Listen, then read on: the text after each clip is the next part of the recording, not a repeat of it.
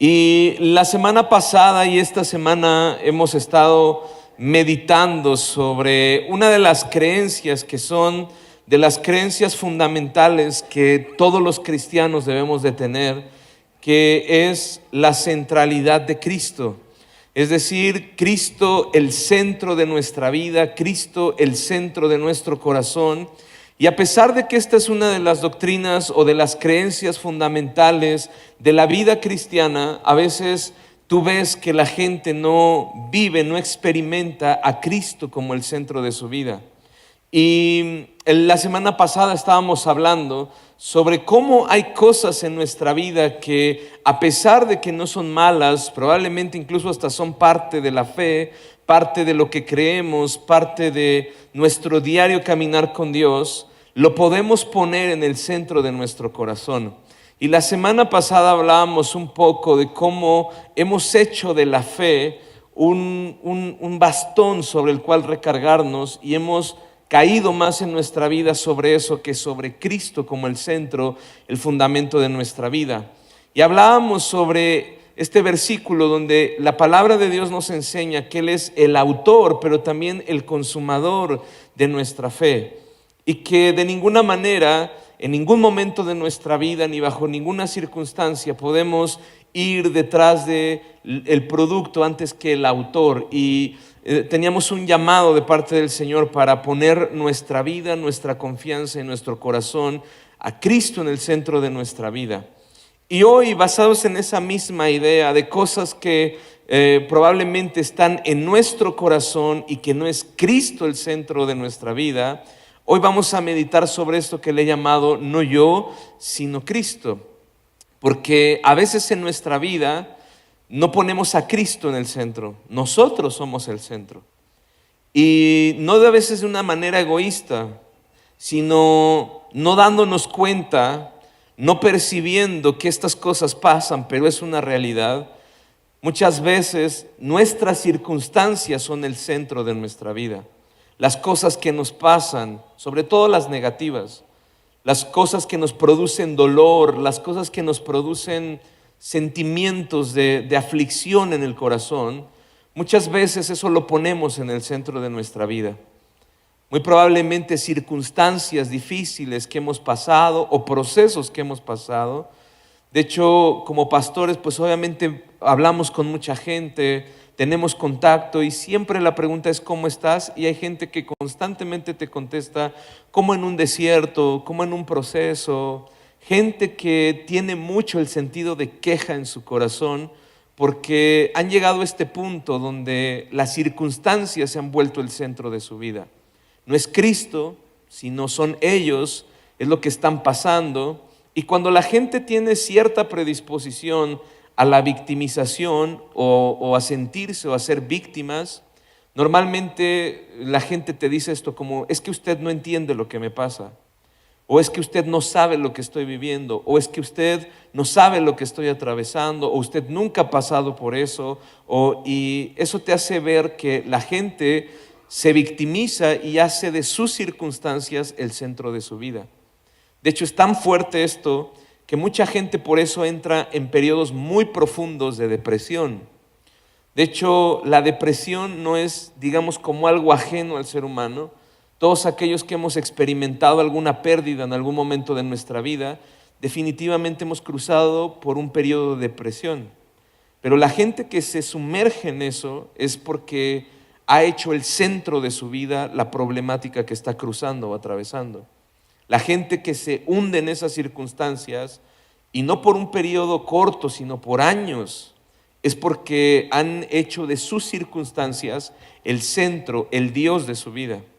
Y entonces, a pesar de que hay gente que viene a la iglesia, a pesar de que hay gente que aparentemente es cristiana, ves a personas que no hacen a Cristo el centro de su vida. O sea, si podríamos decirlo, Cristo es parte importante de su vida, pero Cristo no es el centro fundamental de su vida. Entonces, cuando las cosas van bien, su vida va bien. Cuando las circunstancias van mal, entonces eso toma el centro de su vida. Y no sé si has platicado con alguien que está sumergido en eso, pero han pasado 5, 10, 15 años y la gente sigue sumergida en ese mismo tema. porque han quitado a Cristo del centro y han puesto estas cosas en su vida. Entonces, cuando nos enfrentamos a circunstancias de dolor, de aflicción, por periodos de procesos en nuestra vida, es muy complicado entender por qué Dios permite que estas cosas pasen en nuestros corazones. Cuando perdemos a alguien que amamos, cuando perdemos trabajo, cuando la enfermedad viene, cuando las circunstancias difíciles vienen, a veces es muy complejo permitir que Cristo siga siendo el centro de nuestra vida, y hay gente que se clava en eso y saca a Dios, y viven bajo sus instintos, bajo sus deseos, bajo sus sentimientos, bajo sus emociones, y es difícil mantener una vida de esta manera. Entonces Dios quiere mostrarnos que tanto personas buenas como personas malas, tanto justos como injustos, cada persona sobre esta tierra va a experimentar cosas buenas en esta vida, pero también cosas malas. De hecho, un error es creer que cuando venimos a Dios, Dios va a arreglar toda nuestra vida, porque a veces es cuando más difícil las cosas se ponen. Cuando uno determina seguir y amar a Dios con todo el corazón es cuando más complejo se pone el asunto. Entonces, si tú no haces a Cristo el centro de tu vida, si tú no haces a Cristo el centro de tus emociones, gracias, si no haces a Cristo el centro de todo lo que eres y todo lo que gira alrededor de ti, en algún momento vas a hacer a Cristo a un lado de tu vida. Entonces, la Biblia tiene explicaciones sobre todas estas cosas. ¿Por qué a la gente buena le pasan cosas malas? ¿Por qué a los que son muy malos parece no irles mal y parece que les va muy bien? ¿Por qué todos conocemos gente que consideramos que debería de estar sufriendo, padeciendo, porque no tiene a Dios, porque no ama a Dios? Pero Mateo capítulo 5, verso 45 nos enseña y nos da una dirección en nuestra vida para encontrar respuesta a estas preguntas. Y dice la Escritura, para que seáis hijos de vuestro Padre que está en el cielo, que hace salir su sol sobre malos y sobre buenos, y que hace llover sobre justos y sobre injustos. Es decir, en la mente de la mayoría de nosotros, normalmente tenemos esta idea: si yo sirvo mucho a Dios, si busco mucho a Dios, entonces no tiene por qué irme mal económicamente. Si sirvo mucho a Dios, si lo amo mucho, si oro mucho, entonces yo tendría que estar blindado contra cosas malas en mi vida. Si amo mucho a Dios, si sirvo mucho a Dios, entonces yo debería de estar cubierto contra el rechazo de las personas o contra las ofensas de otras personas hacia mi vida. Y los que no sirven a Dios, ellos sí deberían de estar sufriendo. La mayoría piensa eso. Si tú no piensas eso, pues estás fuera, digamos, de la mayoría, pero la gran mayoría de personas piensa de esta manera. De hecho, aunque tengas una relación con Dios, si en algún momento algo comienza a salir mal, uno de los primeros pensamientos que viene a nuestra mente es: ¿ahora qué hice? ¿En qué le fallé a Dios? ¿Por qué esto me está pasando? ¿Qué malo hice yo?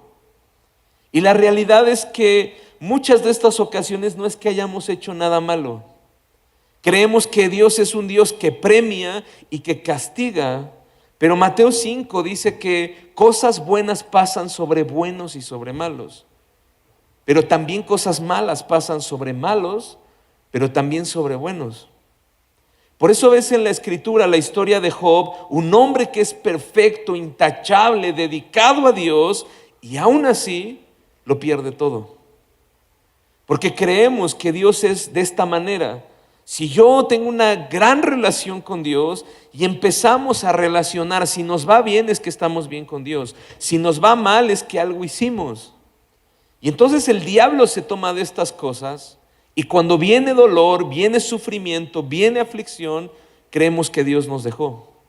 Creemos que Dios nos abandonó, creemos que Dios se apartó de nosotros, y la realidad es que no. Y es difícil aprender a convivir con esto en nuestra mente, porque todos creemos: si estoy bien con Dios, entonces nadie de mi familia se tendría que morir. Si yo estoy bien con Dios, entonces la enfermedad nunca tendría que tocar a mi puerta. Si yo estoy bien con Dios, entonces nunca tendría que tener una mala noticia en mi vida. Pero la realidad es que ves que dentro de nosotros, a pesar de que hay gente que confía en Dios, hay gente que ha perdido a personas que aman. Hay gente que han perdido trabajos. Hay gente que han perdido personas, gente se ha muerto, se ha ido. Gente que enfermedad viene. Gente que de pronto tienen un mal diagnóstico. Y entonces ahí nuestra fe entra en conflicto, porque si amamos a Dios, ¿por qué cosas como estas pueden pasar? Y entonces perdemos de vista y ves a gente que camina con frustración en su corazón, que realmente lo que la frustración es decepción, pero también es tristeza y es enojo junto. Ves a gente que está molesta, que está enojada, decepcionada, porque creen que Dios les falló y que no hay ningún beneficio en servirle a Dios, en amar a Dios, en poner nuestra vida para Dios. Y quiero enseñarte hoy a la luz de esta historia cómo en medio de tanto dolor, de tanta aflicción, que solo si conoces el contexto de esta gente que vamos a leer hoy, podrías comprender un poco de su aflicción. Pero cómo a pesar de su dolor, de su aflicción, la Biblia nos enseña cómo estos tres hombres afrontan la vida con Dios en el centro de su vida. Con esta integridad en el corazón y entendiendo lo que hoy todos nosotros deberíamos de entender. Sea que todo vaya bien, Dios es bueno, Dios es fiel, Él está con nosotros.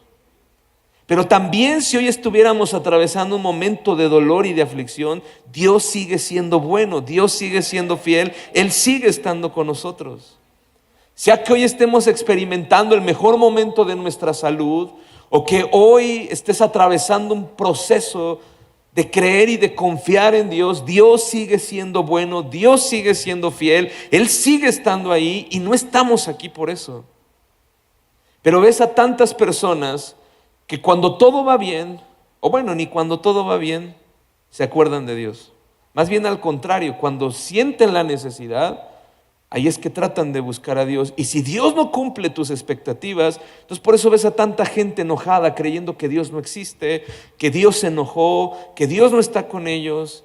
Y el propósito de esto que estamos viendo hoy es que Dios forme en nosotros, en nuestro corazón, una iglesia que tiene a Cristo en el centro de su vida. Una iglesia que ha aprendido a madurar en los procesos. Una iglesia que entiende que si estamos bien, gloria a Dios. Pero aún si pasamos por un proceso, Dios sigue siendo digno. Hoy estamos aquí no porque quizá todo vaya bien. Estamos aquí porque hemos reconocido que Dios es digno. Él es Rey de reyes, Señor de señores. Y no importa en qué circunstancia estoy hoy, Él es digno. Y por eso estamos hoy aquí. Una iglesia que ha entendido que Cristo es el centro. No importa qué esté pasando alrededor, Él es digno. Qué duro es cuando estamos cruzando por estos procesos y tenemos que adorar por fe. Cuando tenemos que creer las promesas de Dios, como dice la Escritura, aún contra esperanza. Qué duro es saber que Dios sana cuando estoy pasando un proceso. Qué duro es saber que Dios provee cuando todo parece cerrarse delante de mí. Pero es de ahí donde surgen las cosas más increíbles de la fe. Es ahí donde la verdadera fe se forma, se forja en el corazón de las personas. Y hace 8 días hablábamos de cómo Pablo le dice a esta iglesia, debiendo ya ser maestros, después de tantos años conociendo a Dios, ustedes deberían tener una confianza en Dios que supera las circunstancias alrededor de ustedes. El problema es que ustedes no han permitido que la palabra de Dios les haga crecer y madurar. Y ves a tantas personas que ni los procesos los hacen madurar, que ni los procesos los hacen crecer. Ves a tantos cristianos que dicen ser cristianos, pero tienen una fe que se marchita en un instante. Entonces, a la luz de esta historia, vamos a ver cómo poner a Cristo en el centro de nuestra vida, aún incluso frente a la adversidad, la dificultad, el dolor en nuestros corazones. Dios se hace visible y Dios se hace presente en ello. Capítulo 2 de Daniel, versículos 1 en adelante. Y voy a pasar directamente al versículo número 14 del capítulo 3, porque capítulo 2, ahora yo creo que por el tiempo no me da oportunidad de leerlo, pero es Nabucodonosor el rey teniendo un sueño sobre una estatua que está construida de oro, de plata, de bronce, las piernas son de hierro y los pies es una mezcla de barro y de hierro. Y a pesar de que Daniel es un libro escatológico que representa no solamente el tiempo de Nabucodonosor, sino los imperios que vendrían después y hasta nuestros días, hay tanta riqueza en esta historia, pero ahora por el tiempo no lo voy a leer. Pero quiero irme directamente a después de que Nabucodonosor levanta esta estatua y viene y ordena que de toda tribu, lengua, pueblo, nación, al oír el sonido de los instrumentos, se postren a adorar esta estatua. Entonces resulta que traen toda la nación, me ayudan al piano por favor, tienen toda la nación ahí, y mientras toda una nación se inclina a adorar a esta estatua, resulta que hay 3 tipos que han pasado por procesos en su vida que probablemente a nosotros ya nos hubieran desquebrajado.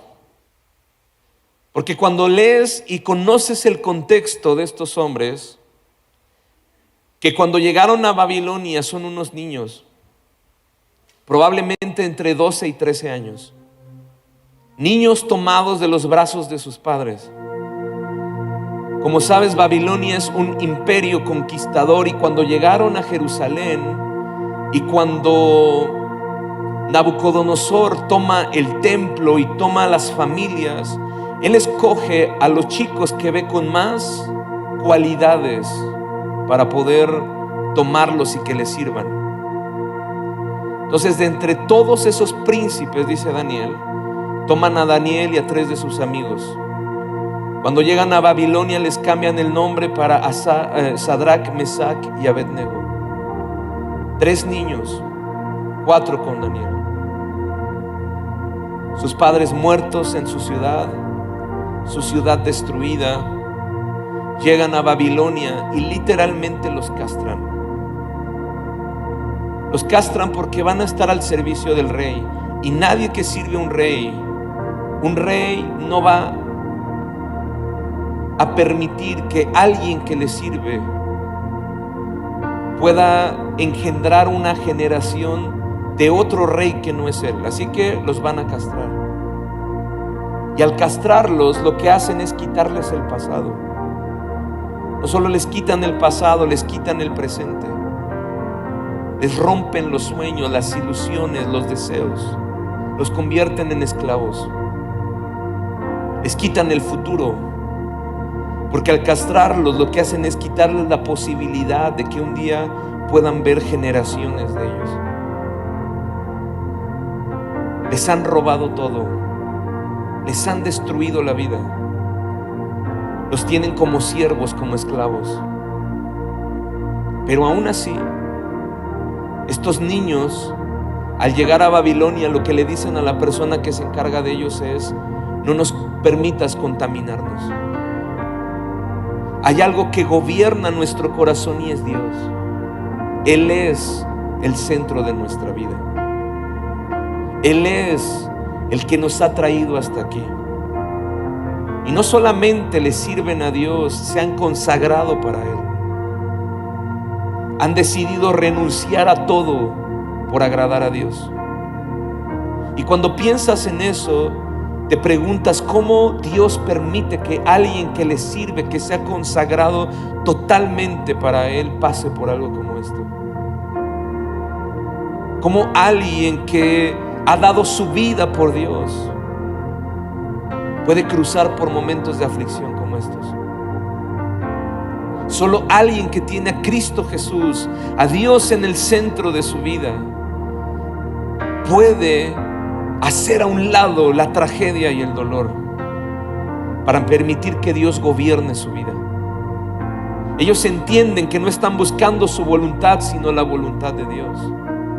Ellos comprenden que no viven bajo las cosas que les rodean, sino es Dios moviendo todo para conectarlos con el propósito que Él tiene para ellos. Y muchos de nosotros, al ver que circunstancias de dolor han venido a nuestra vida, inmediatamente quizá volveríamos atrás. Y es un peligro para los días de hoy. Pablo le escribe a Timoteo y le dice: en los últimos tiempos habrá gente que se ame a sí mismo. Y no está hablando solo de una autoestima, está hablando de gente que ha decidido hacer a un lado a Dios y poner eso en el centro de su vida. Amadores de sí. Gente que has hecho un Dios de su dolor, de su aflicción.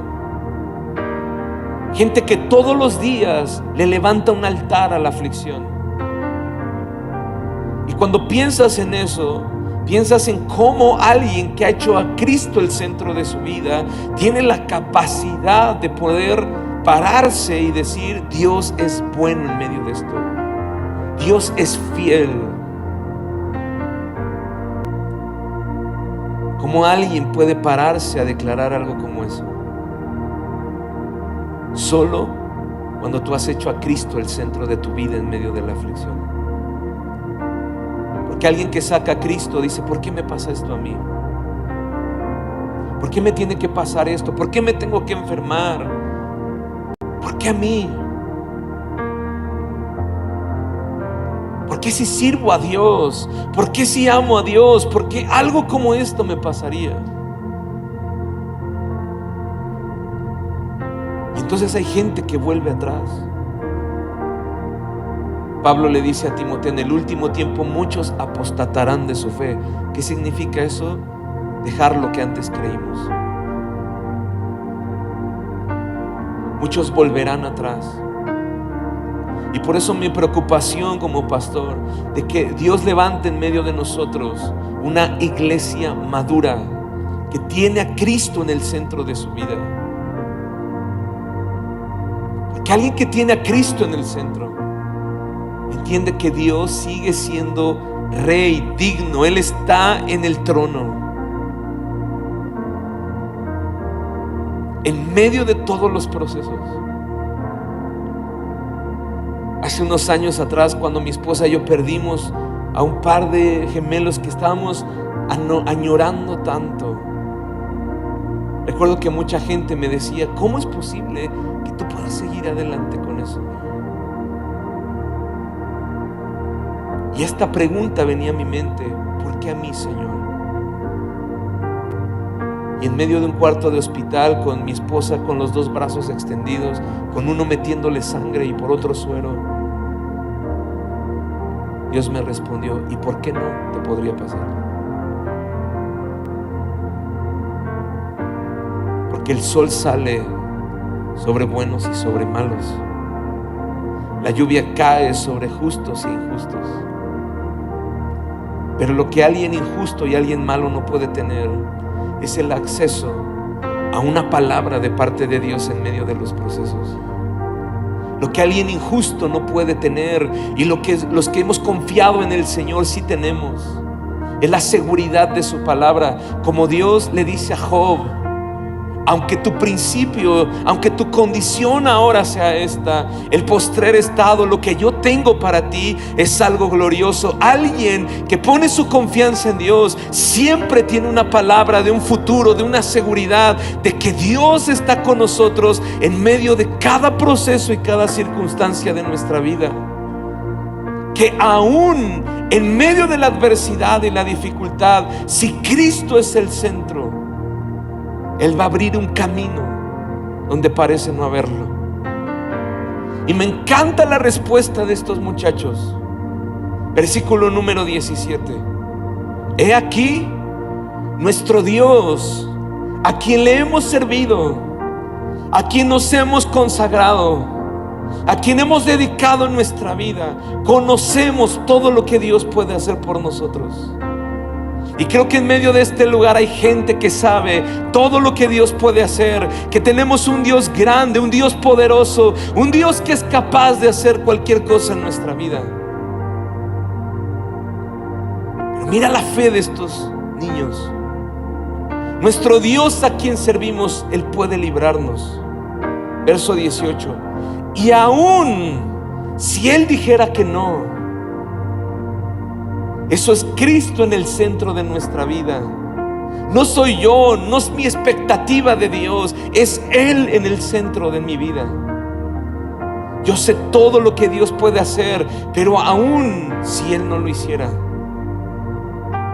sabe, oh Rey, que no serviremos a tus dioses, ni tampoco adoraremos esta estatua que tú has levantado.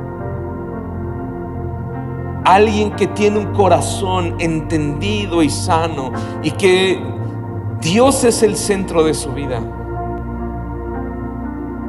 sabe que aún si Dios dijera no, estamos buscando su voluntad y no la nuestra. Estamos viviendo su plan, no el nuestro. Pero cada vez que alguien pone en el centro a Dios, Dios siempre abre una salida delante de nosotros. El problema son nuestras expectativas sobre Dios. Y quiero llevarles a Lucas capítulo 24, verso 21. Dos hombres van caminando rumbo a una ciudad que se llama Emaús, y han pasado todas estas cosas donde Jesús ha pasado por todo este tormento, ha sido crucificado, y ellos creen que Jesús se quedó ahí. Y quiero leer un par de versos ahí. Y he aquí, dos de ellos iban el mismo día a una aldea llamada Emaús, que estaba a 60 estadios de Jerusalén, e iban hablando entre sí todas aquellas cosas que habían acontecido. Y sucedió que mientras hablaban y discutían entre sí, Jesús mismo se acercó y caminaba con ellos. No se dieron cuenta, pero Jesús caminaba con ellos. Y yo quiero decirte hoy en esta tarde, de parte de Dios, aún en medio de tus procesos donde sientes que Dios te dejó, Dios sigue caminando contigo. Él camina a tu lado. Él no te ha dejado, ni te va a dejar. Y resulta que después de toda su charla, verso 21, ellos le dicen: ¿tú eres el único que no sabes? Nosotros esperábamos, creíamos que Él era el que había de redimir a Israel. Y ese es el problema con muchos de nosotros, nuestras expectativas acerca de Dios. Yo creí que Él iba a hacer esto por mí, creí que Él me iba a sanar, creí que no se iba a morir, creí que íbamos a lograr esto. Y cuando a veces las cosas no salen como nosotros esperábamos, nuestro corazón se llena de frustración. Y creemos que tenemos un Dios que nos va a evitar las cosas. Y muchas veces Dios lo hace. Su palabra dice: caerán 1000 a un lado de ti, 10,000 al otro lado, pero a ti no llegarán. Muchas veces Dios lo hace. Pero Dios no es un Dios que evita cosas. Dios es un Dios que nos ayuda a sobrepasar las circunstancias. Isaías dice que cuando pasemos por el fuego no nos vamos a quemar. No dice que no vamos a pasar, dice que vamos a pasar. Pero aún si pasamos, Dios nos va a librar de ello.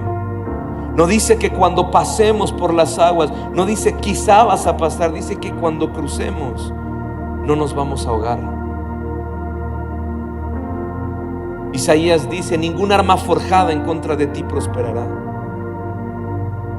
No dice que no se va a usar el arma, dice que no va a prosperar.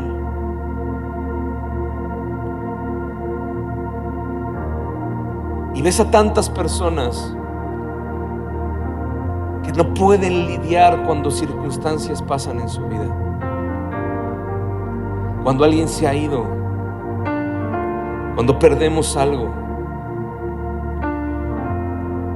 Y la primera impresión es si estoy haciendo las cosas bien, ¿por qué pasan cosas como estas? Pero estos 3 hombres no entraron en la historia porque no les pasó nada.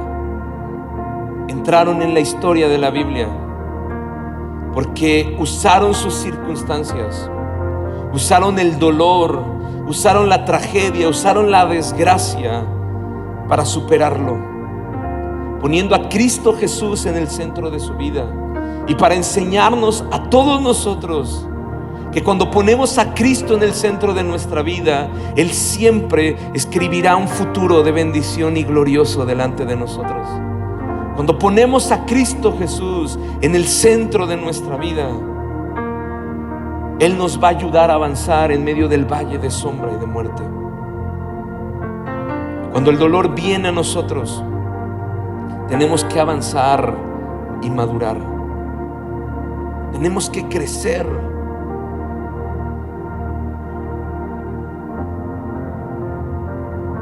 Porque si bien un lado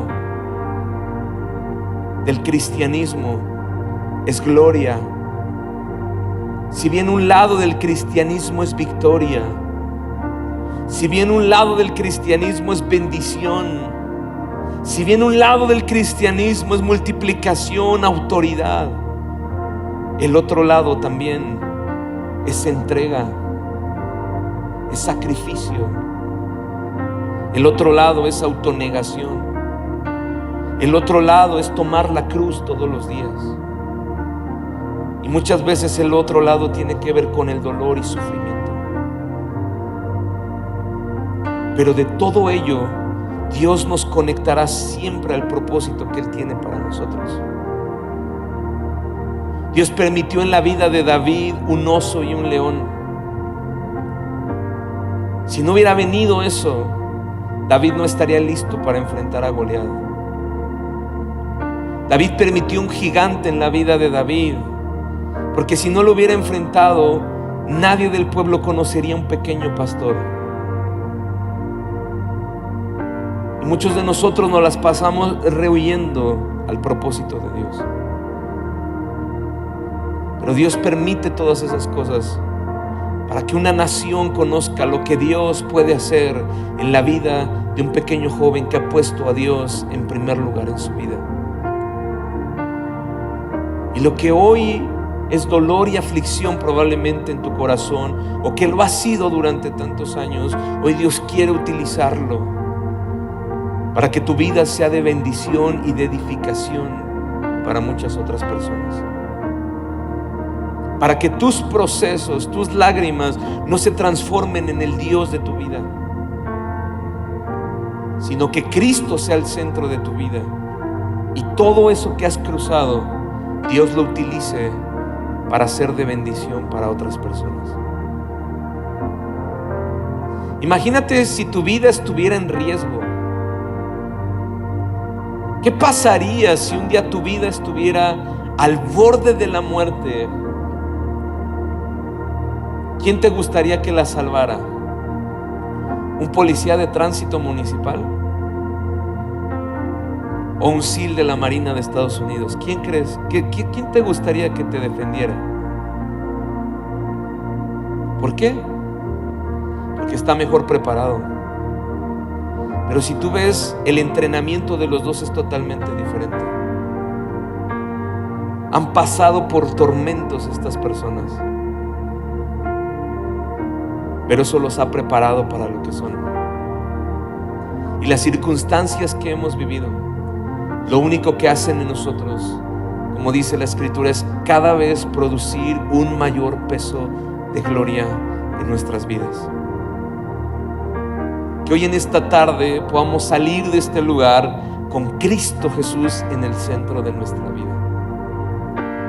Que hoy podamos transformarnos en gente realmente madura en Dios. Que podamos ser, como dice Salmo capítulo 1, como árboles plantados junto a corrientes de agua, que pueden venir tormentas y circunstancias, pero siempre permanecen de pie.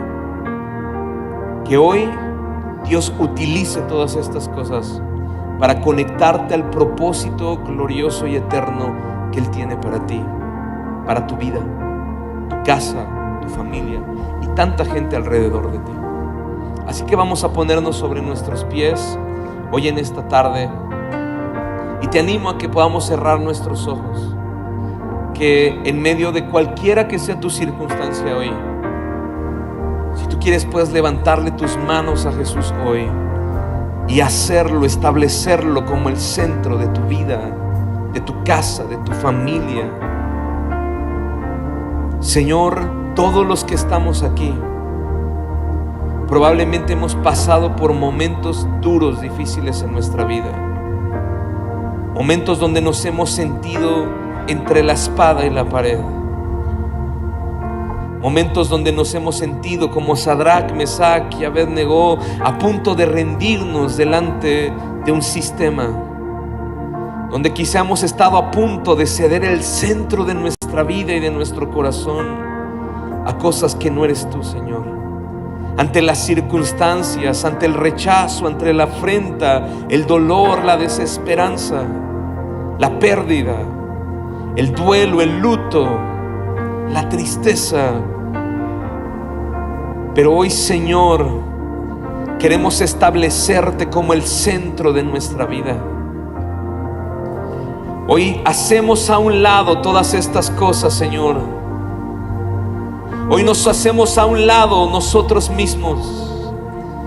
Nosotros no somos el centro. Tú, Jesús, eres el centro de nuestra vida. Tú eres el pilar y fundamento de nuestra fe, Señor. Tú, Cristo, eres el que estás en el centro de todo, Señor. Y hoy queremos que esto no sea algo que creemos, queremos vivirlo, experimentarlo. Que tú seas el centro de toda nuestra vida, Señor. El centro de nuestro pasado, nuestro presente, nuestro futuro. Que hoy no busquemos más nuestros planes, nuestros propósitos, sino nos queremos conectar a tu plan y el propósito eterno que tú tienes para nosotros, Señor. No somos víctimas de las circunstancias, no somos víctimas de lo que ha pasado, lo que ha sucedido. Entendemos que son parte de tus propósitos para nuestra vida. Y hoy nos queremos levantar con fe, diciéndote, Señor, tú eres el centro de nuestra vida. Tú eres el centro de nuestra casa. Tú eres el centro de nuestra familia. Tú eres el centro de esta iglesia. Solo tú, Jesús, eres el centro de todo en medio de nuestras vidas. Señor, que en medio de momentos, procesos que se están viviendo, tú seas exaltado, Jesús, en medio de cada uno de ellos. Que en medio de la adversidad, en medio de la duda, en medio de la aflicción, hoy podamos levantar nuestras voces y decir en alta voz: eres tú, Jesús, el centro de nuestra vida. Eres tú, Jesús, el centro de todo. Eres tú, Jesús, el que tiene la preeminencia de todo en todos en nuestra vida.